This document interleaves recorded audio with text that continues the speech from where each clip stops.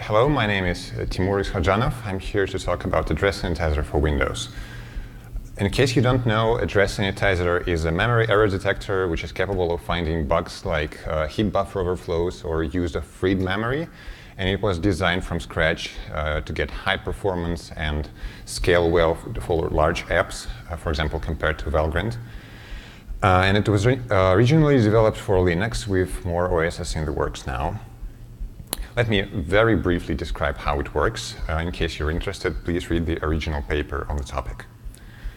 So basically, for each memory access, we check if the address we are accessing is OK to use. If it's not, we print out the report and crash.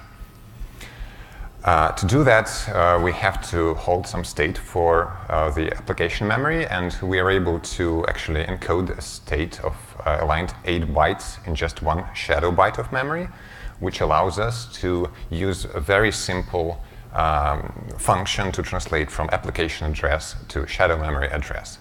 And since this is a simple function, we are able to produce very efficient instrumentation, which is performed at LLVM IR level. This comes at a little cost, which is we have to map the shadow memory as a large bulk of data in the middle of the virtual address space, and we have to do it really early before any shared object is loaded or any large piece of data is loaded. The other thing ASan has to do to work correctly is to intercept a few functions. So basically, we have to intercept memory allocation functions to track where memory comes from, where it goes. We also have to intercept a few functions just to detect more errors or to understand what exactly the app does, like when does it create threads and stuff like that. Where's the stack? So when we eventually think that there's an error, we grab the current stack trace, we try our best to find the exact memory allocation this address came from. We try to get some extra information about this allocation, like where was it allocated, where was it deallocated, and stuff like that, and print every useful information to the user and terminate the process. So we all like Linux. We're compiler guys after all, but it turns out that most of our desktop users are actually using a different operating system. So we've decided that it would be very useful to get ASan goodness to Windows. And to prioritize better, our first goal was to find the nasty security bugs in Chromium browser. We started a couple of years ago, and in the middle of this year, we got to the beta experience, which is most stuff works well. There are a few rough edges, but one can work around them or send patches. Welcome, by the way. So let me briefly describe the progress. Good news is that since the instrumentation was done at IR level, there were no significant changes required at all to the instrumentation module.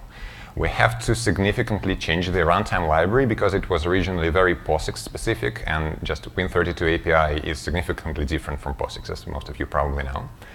And we spent a huge amount of time on C++ ABI on Windows. So basically, even now we cannot compile every single translation unit of Chromium, so we had to get to some compatibility bar, so we could build some translation units with Visual Studio and link them together with address sanitizer instrumented code. One other thing I'd like to talk about is C runtime. So on Windows, there are at least 4 commodity runtime libraries, like static linkage, dynamic linkage, release, debug, and all the possible combinations. And each CRT is differently structured and uses a slightly different code. So each one requires separate handling. We currently support only the release versions of the runtime library.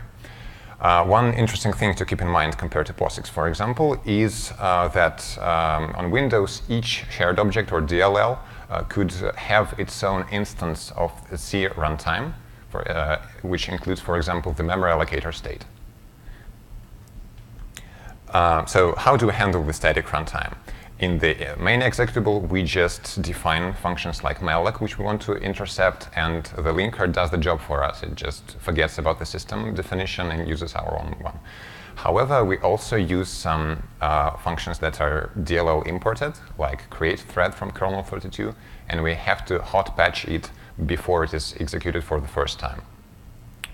Also, as I said earlier, we have to allocate the shadow memory range as early as possible in the process lifetime. So we do that while executing the first memory allocation call in the CRT initialization. In the DLL, we just define the same set of functions and redirect calls to the main executable implementations. The dynamic runtime also has to hot patch the dynamic DLL runtime. So we build our ASan runtime as a DLL with as few dependencies as possible, so it's initialized early in the process lifetime before the C runtime is initialized. One other thing I'd like to talk about is debug info. So ASan reports are next to useless without file names, line numbers, function names. And LLVM wasn't doing a very good job on that front when we started. So as part of the project, we had to add a generator for minimal line table to COF object writer in LLVM. And it pretty much works now.